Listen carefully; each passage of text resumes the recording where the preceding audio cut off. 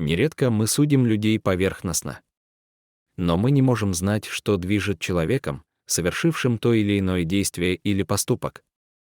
Это видео быстро набрало много просмотров из-за неоднозначной реакции пользователей на поступок одного человека, который оказался вором-карманником.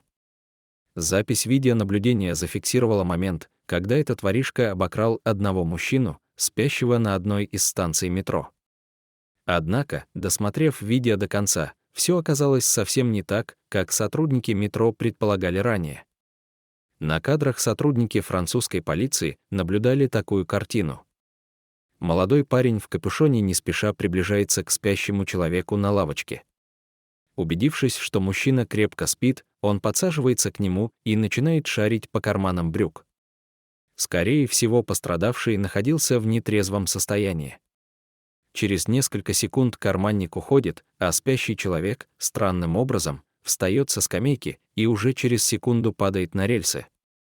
Вызвало удивление то, что люди, которые в данный момент находились на перроне и наблюдали за тем, что произошло, оказались равнодушными и безучастными к происходящему.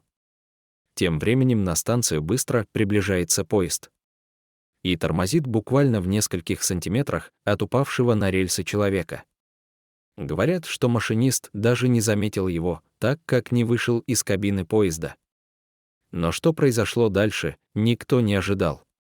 Тот самый негодяй, воришка, который обчистил незнакомца, вдруг резко побежал в сторону, туда, где упал несчастный человек. За секунду от отправления состава он прыгает вниз на рельсы, и, к большому счастью, ему удается вытащить беднягу из-под колес поезда. Несомненно, он спас ему жизнь. Неизвестно, поймали или нет этого карманника, понес ли он наказание за мелкое воровство. Но после того, как он спас жизнь человеку, рискуя собственной жизнью, многие изменили свое мнение насчет него.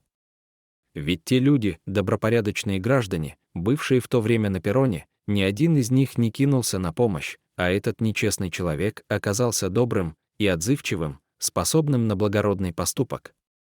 Поэтому никогда не судите людей. Вы не знаете, что может случиться в жизни у каждого.